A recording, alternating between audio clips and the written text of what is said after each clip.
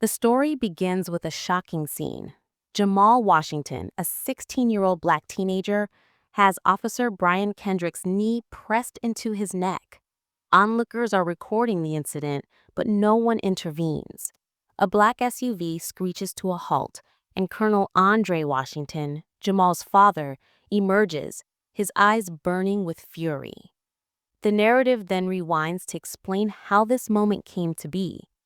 Jamal, walking home from basketball practice in his upscale, predominantly white Atlanta suburb, is wearing headphones and doesn't notice the police cruiser that slows down to watch him. Officer Kendrick, known for his instincts about who belongs in certain neighborhoods, immediately becomes suspicious. He follows Jamal, cuts him off with his car, and demands his ID. Jamal, raised to be respectful, politely explains he lives nearby and is just walking home. When he reaches for his phone to call his mom, Kendrick reacts violently, slamming him against a tree. Jamal protests his innocence, but Kendrick handcuffs him, growling, "Stop resisting." When Jamal mentions his father is a colonel, it only angers Kendrick further. Kendrick then forces Jamal to the ground, pinning him face first with his knee on his neck. Blood streams from Jamal's nose as he struggles to breathe. A crowd of horrified witnesses gathers and an elderly black man pleads with the officer to stop. Kendrick calls for backup, reporting a combative suspect and a potential mob situation. As the pressure on his neck increases, Jamal's consciousness begins to fade. Just as Jamal's situation becomes critical, his father, Colonel Andre Washington, a special operations commander, arrives unexpectedly, having returned from a mission early. Andre's driver, Sergeant Martinez, mentions police activity near their neighborhood, and Andre's military instincts kick in.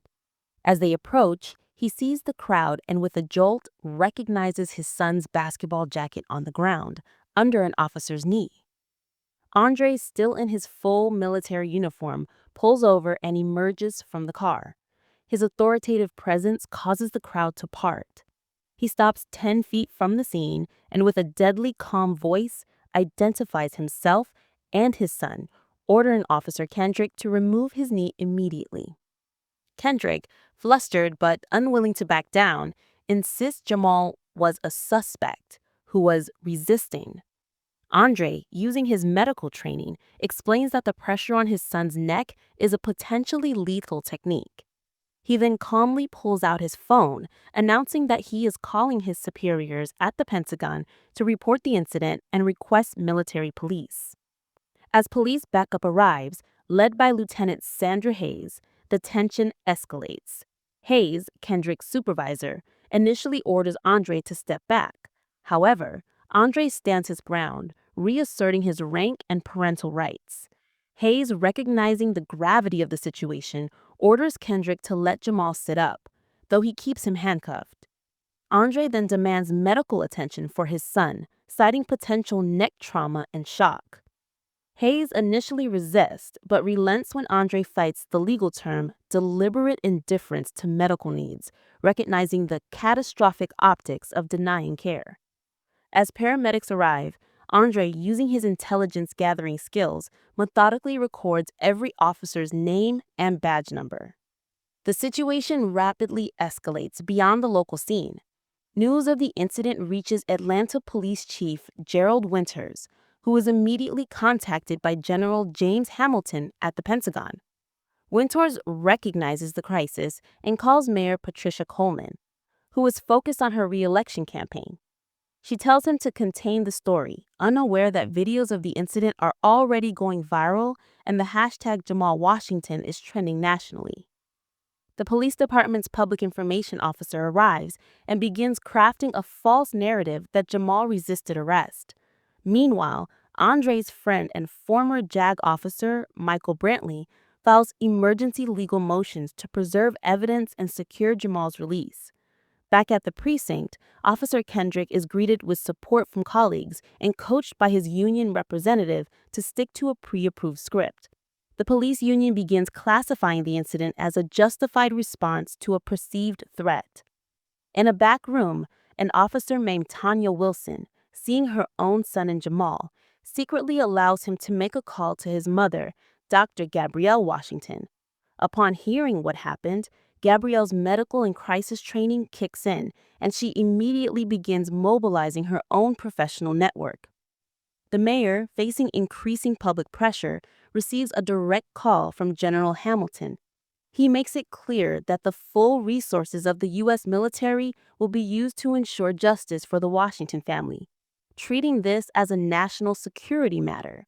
This call, combined with the rising national outrage, forces the mayor to realize the situation is far more serious than a routine incident. The Washington family faces immediate and personal repercussions for challenging the system. After being released without charge, Jamal is reunited with his parents. He's physically hurt, but psychologically wounded, asking his parents a devastating question. If Dad wasn't there, would I be dead now? The family relocates to a secure apartment after receiving anonymous threats. Andre and Gabrielle, shaken but resolved, begin to map out a strategy for justice. The morning after the incident, their legal team scores a critical early victory. A judge grants their emergency motion for the preservation of all evidence, including police body camera and dashboard camera footage.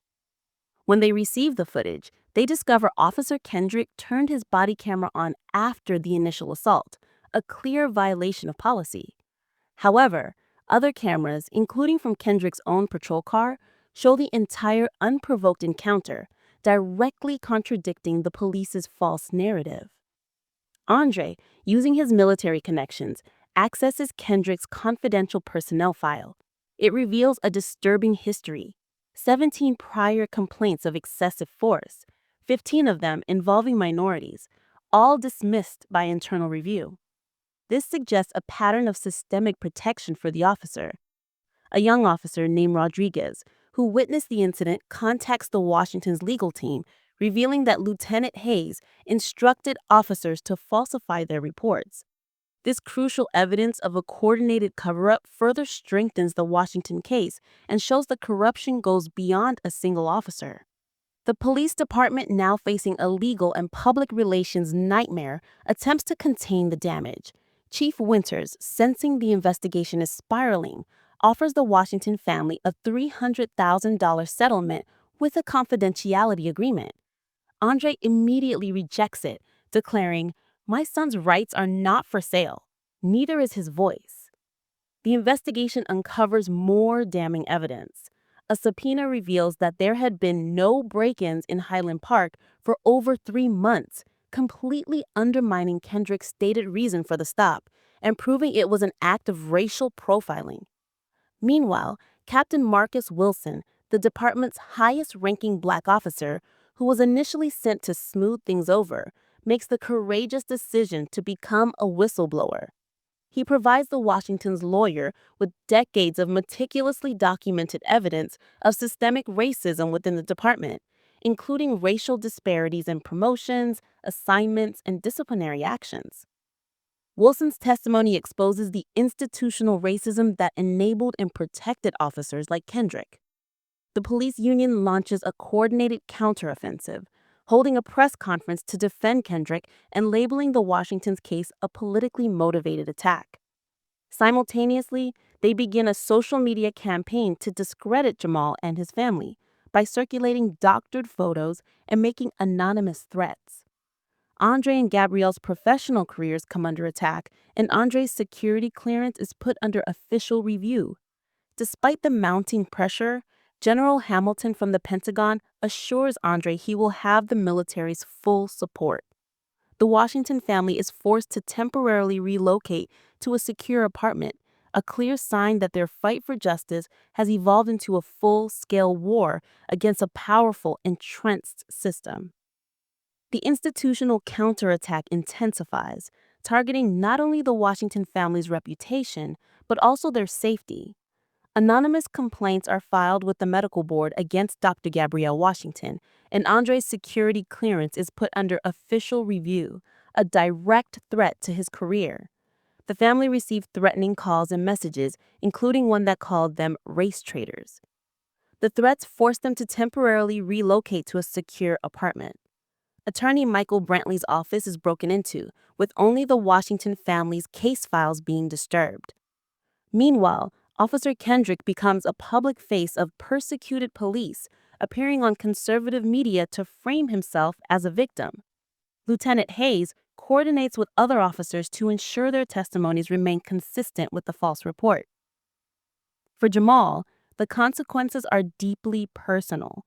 The physical injuries heal, but the psychological trauma remains. He struggles with anxiety and feels targeted at school, where even the school resource officers watch him suspiciously. His basketball coach suggests he take a break from the team.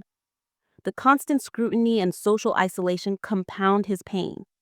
Facing these relentless attacks, Andre transforms their living room into a command center. He explains to his team, Gabrielle, Brantley, and